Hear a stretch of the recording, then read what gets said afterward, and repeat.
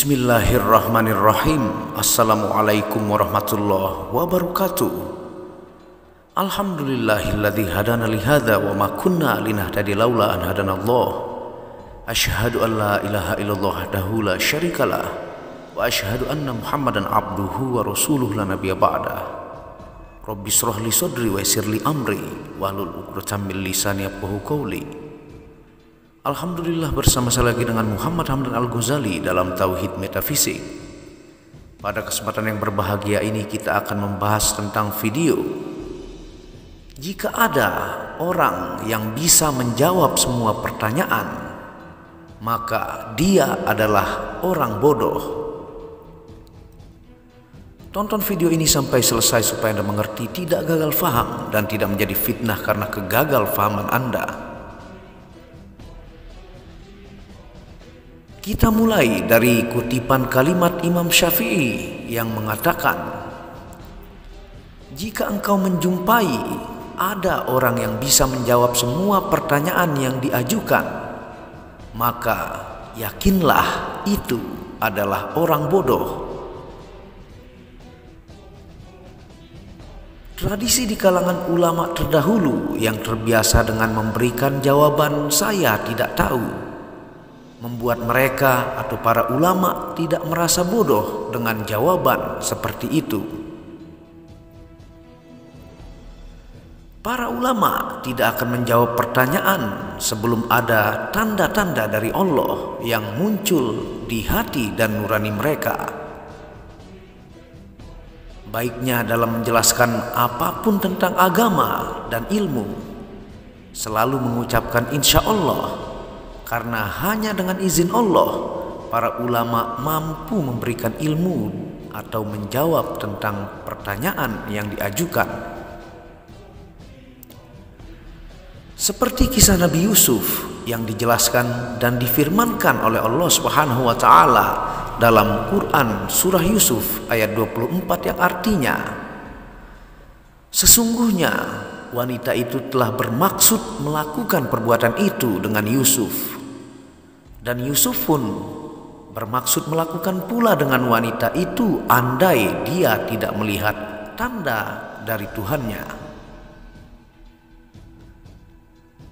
Tanda dari Tuhan ini juga dikiaskan Nabi sebagai bunyi gemerincing lonceng, sebagai salah satu bentuk wahyu, atau seperti kesabaran Sayyidina Utsman bin Affan dalam menunggu nur yang turun di tangan, baru kemudian dia menulis Al-Quran.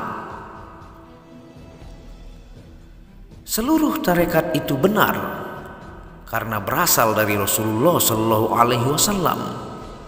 Namun murni atau tidak, sebagai tolak ukurnya adalah Rasulullah selalu mendapatkan tanda dari Tuhan. Begitu pula ke para sahabat juga para pengikutnya yang terus turun-menurun kepada para murid. Tanda ini juga yang dikiaskan di akhir zaman nanti, yaitu salah satu tanda kiamat adalah dihilangkan ilmu. Cahaya Al-Quran diangkat oleh Allah. Tanpa ini, maka seluruh ibadah hanya ritual kosong semata. Tanda dari Allah seperti yang diceritakan dalam Al-Quran bukan pelajaran syariat, bukan pelajaran membaca, bahkan bukan juga konsumsi pengamal tarekat. Ini adalah hasil dari mujahadah seorang murid yang gurunya berkualitas, yaitu mursyid kamil mukamil yang bisa menyalurkan tanda-tanda dari Allah, sebagaimana yang dialami oleh para sahabat ketika Rasulullah masih hidup. Inilah Islam yang hidup dan lestari sepanjang zaman.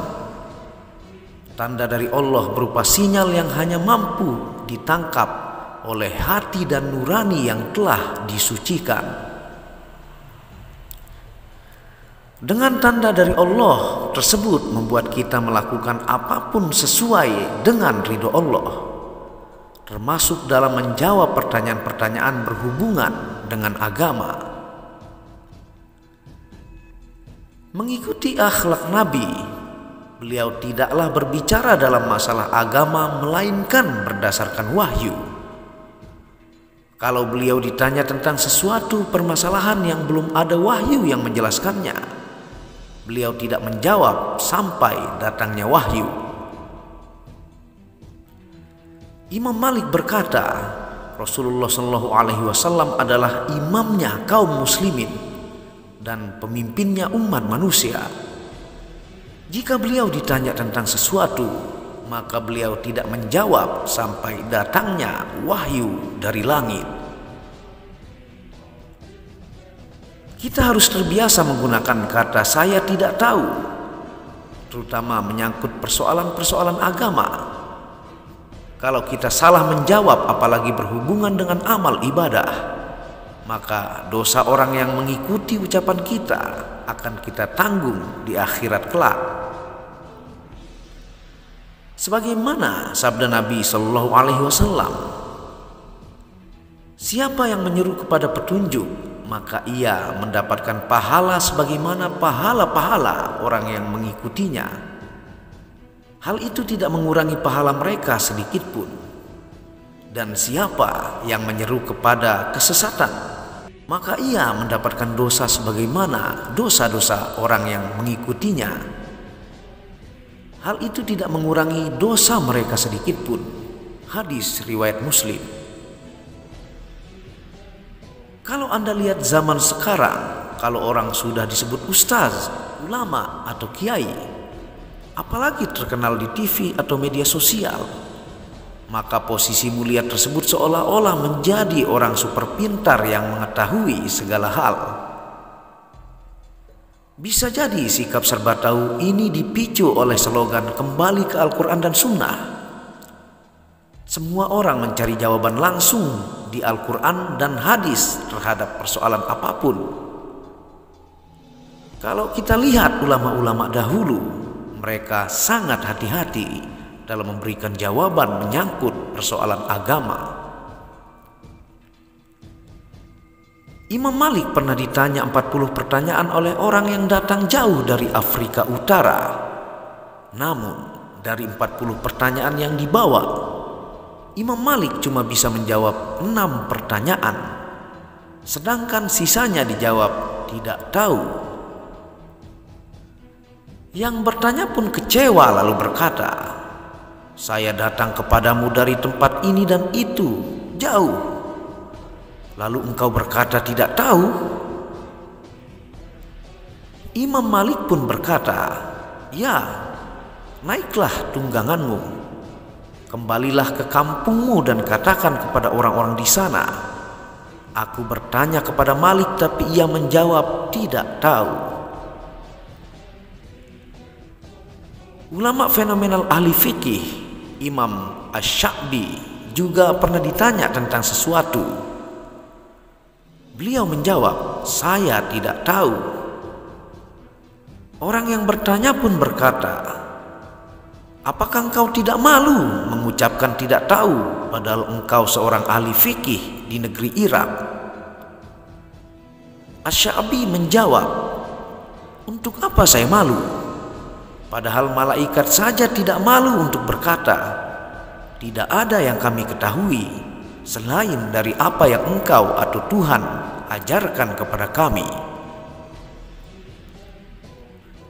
Suatu hari ada seorang yang bertanya kepada sahabat Nabi Abdullah bin Umar tentang satu permasalahan.